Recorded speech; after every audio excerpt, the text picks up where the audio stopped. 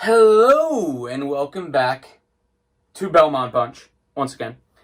Here as we continue to preview the Eastern Conference qualifying series. Today we have the 6th-seeded Carolina Hurricanes and the 11th seeded New York Rangers.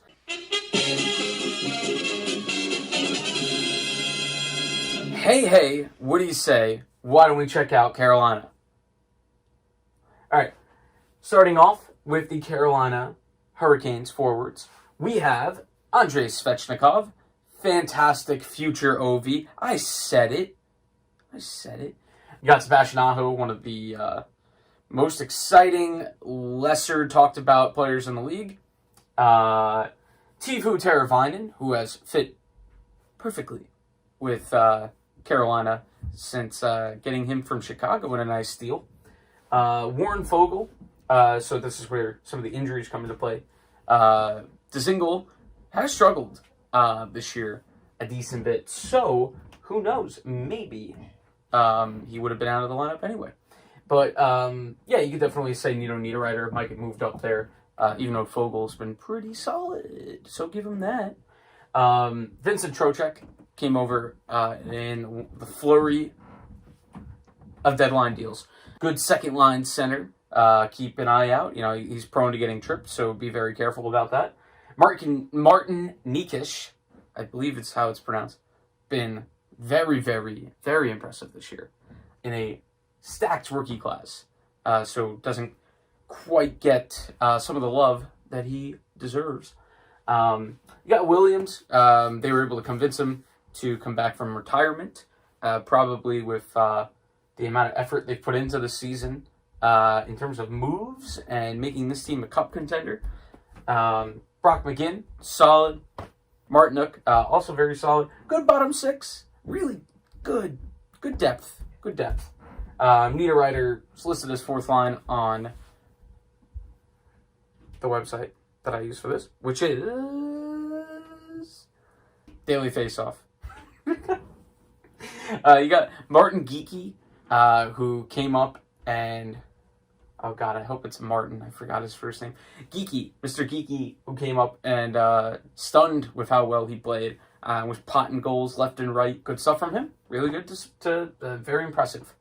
Not easy to just jump into the league and just start potting goals left and right.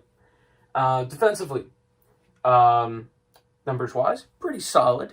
They were a great defensive team last year, and they've carried over to being pretty decent again in a year where scoring is up. You got Edmondson and Slavin, who is fantastic. Fleury, who's still working on it, but he's got Brady Shea right next to him playing against his old team. Another player that came over in the deadline, during the deadline, in the deadline, on the deadline. It's like Long Island. Van Riemsdyk and Gardner. Gardner came over. Looks like a really, really good fit. It's been good. Not unbelievable. But he provides some good offensive play. Just keep him off the ice in meaningful playoff games. Tends to fall asleep in his own zone. Toronto fans will probably remind you in a less than civil way. But I've been there. Yeah, injury list. Ho! Dougie Hamilton might have a shot at playing in the series.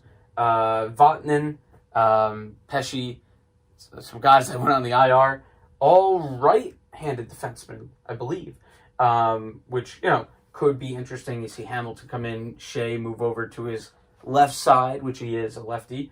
Fleury comes out, probably, and you got Shea and Hamilton, Slavin with Pesci, maybe. Oh, there's such depth. All the depth. Good team. In goal, a little bit weak. Not great. Peter Mrazek, who was a very Jekyll and Hyde type figure, got hurt during last year's playoffs against the Islanders, and then Curtis McElhinney saw out the rest. Anton Forsberg, currently the backup with James Reimer injured. Maybe if Reimer comes back, Reimer plays a little bit. We know Carolina's defense kind of insulates the goaltending a little bit, so it helps. Fantastic penalty kill, goes with having a pretty good defense. Pretty good power play. Maybe you'd expect it to be a little bit higher, but that's pretty good. 22.3. So yeah, just a really well-rounded team. Let's talk about the Rangers. The Rangers, who will be getting Chris Kreider back, most likely have Zibanejad, a 40-goal scorer, over 40 goals, was on an absolute tear going into the pause. You got Pavel Buchnevich, who's pretty solid, top 6 winger. You've got Jesper Fast on the right, who, it's all right. I think he's more of a top 9 than he is a top 6. But he's playing with Panarin and the recently revived Ryan Strome. So, you know, if Ryan Strome gets paid, Artemi Panarin is paying for dinner. Or, I'm sorry, Artemi Panarin is not paying for dinner. Ryan Strome owes him a dinner. That's what I meant. Right. Anyway, then you've got Cheadle and Howden down the middle, who are a couple guys that have, you know, for a while been projected to keep growing, and they're okay. But the biggest matchup of the series, of course, is Greg McKegg, greatest name in hockey, facing back off against the Hurricanes. That's what we all really want to see here. So yeah, there's that. Defensively, it's interesting because, as you can see by their goals per game and their goals against per game, focus on offense and not so much on defense. But some of the guys further down that defensive lineup, that right side's pretty good. Yeah, I mean, Adam Fox has been very, very, very, very impressive in his rookie year. Lindgren, young, we'll see. Stahl, old and not so fleet of foot anymore, but he's paired with a quick defenseman in Tony DeAngelo, so it cancels it out a little bit. You get your stay-at-home guy, you get your offensive guy, yeah. Brendan Smith is not good. He's with Jacob Trouba, who has been not fantastic since he came over, but still pretty serviceable top 4 guy. Not sure. I'm not convinced about his top 2, credentials. So yeah, how could I forget Capo Caco? It's been an adjustment, but I still think he's on pace to, be a good player. Much like Hughes, where they're just 18-year-olds, getting worked around a little bit early on, but still project them to be fine in the long term. Kako is more of a built-up guy anyway, so you think he's more ready for the league. He's done all right this year. It also helps, throw him on the third line. Let him get his feet going. Although in the playoffs, you might want to just bump him up, play with Panarin, and just progress him a little bit more. We'll see though. In goal for the Rangers, 3-headed monster. So, Shesterkin and Georgiev are the 2 I have listed as the Rangers' active goalies that are going to dress for each game. It is a sad tale, not as much for me, because I'm an Islanders fan. But Henrik Lundqvist, it looks like he's lost the crease. He is under contract for this year and next year, I believe at $8.5 million. He has shown signs, basically at this point, of being a backup goalie, which is okay with the Rangers because you've got Igor Shesterkin, who has just laid claim to the starting job, and Alexander Georgiev, who has been very, very good as the backup, and sometimes the starter last year is basically 1A, 1B with Lundqvist. So, I feel like that segues well into talking about the 3 aspects of the game. In goal, I'm going to give it to the Rangers because, if Shesterkin struggles a little bit, though I doubt he will, I really think he's going to be what Lundqvist has been for the Rangers. So yeah, I don't think there's a higher seal of approval than that. Georgiev can absolutely just step in and start if he has to, and they don't lose a ton. And then Lundqvist, if it comes to it, God forbid if there's injuries to both Shesterkin and Georgiev, he's still serviceable. So I think I'll put it like this. I think the Rangers might have 3 goalies on their roster better than Peter Mrazek. But Peter Mrazek is also tough to get a hold of because he's Jekyll and Hyde. Like I said, might be better than Lundqvist at this point. But, yeah. So, yes, the Rangers get the edge in goal. Defensively, yeah, pretty easy to give it to Carolina. Even a not-so-healthy lineup, I think defensively is better than the Rangers lineup. The Rangers have some pop in there to make it a little bit closer when it comes to Adam Fox being very, very good. So that's helpful. Forwards, man, this is a tough one. Do you go with the one that probably has the better potential in the Rangers with Zibanejad, with Panarin, and Kreider still pretty solid. Strome having kind of brought himself back from the dead, not brought himself. Artemi Panarin was the Dr. Frankenstein to Strome's Frankenstein monster. My metaphors are terrible. That's a tough one. So we've got a split so far through goaltender and defense. And the Hurricanes, more of a balanced attack. I do prefer that come playoff time.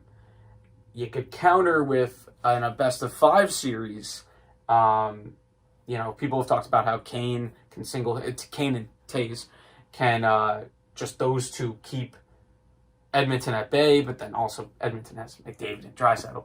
Here you've got, if you're looking for a matchup like that, Zibanejad versus Aho and Svech versus Panarin. Oh, that's some pretty good comparables. That's pretty fun. That's going to be a lot of fun to watch.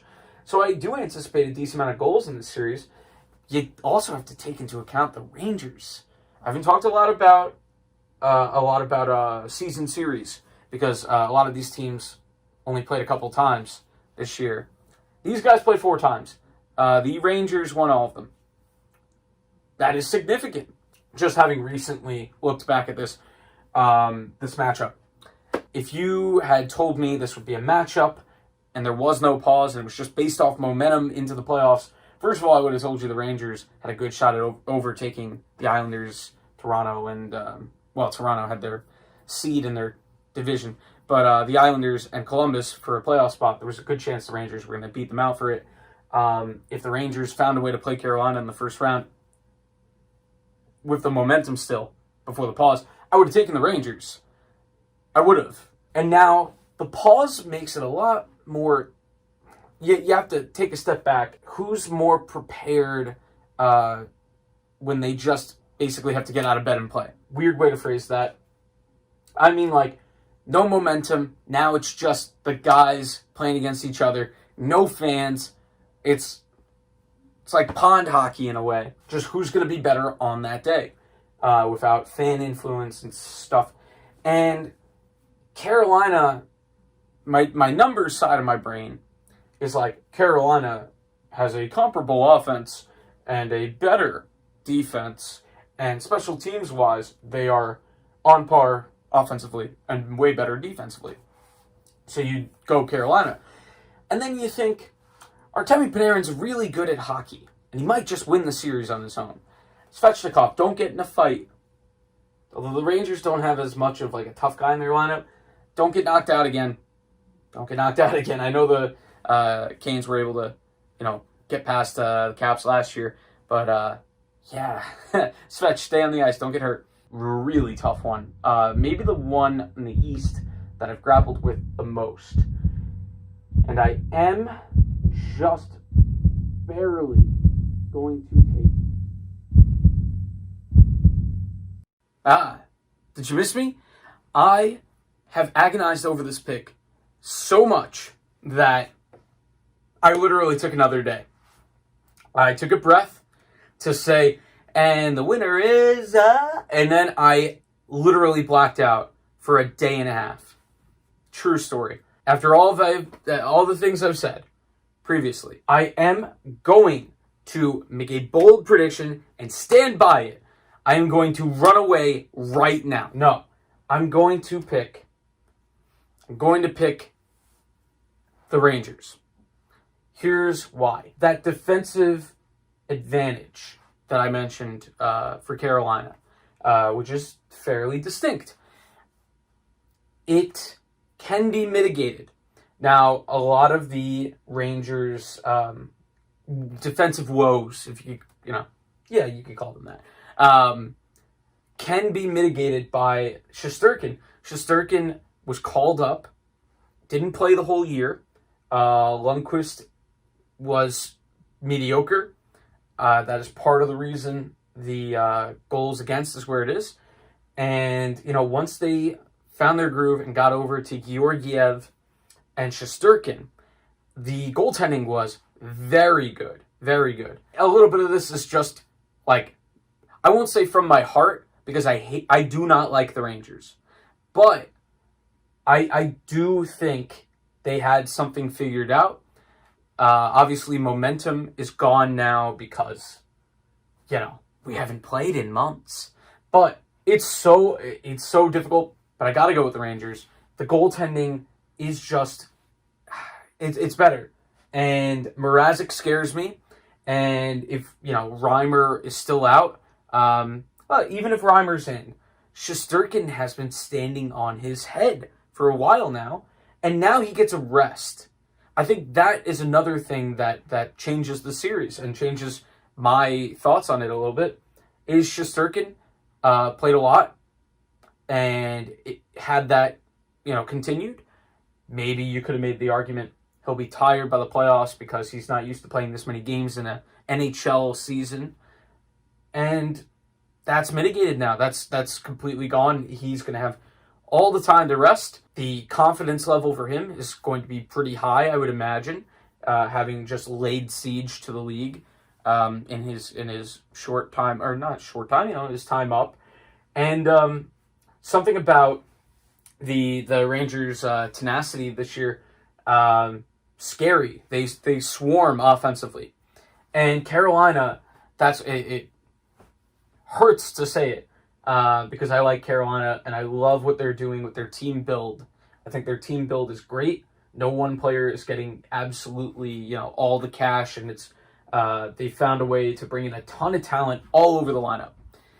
And unfortunately, maybe it's one of those jack of all trades, master of none, and the Rangers could be the master of scoring. But yeah, that's what I'm going to end up going with. I could easily see it going either way. This is my most anticipated series of the qualifying round.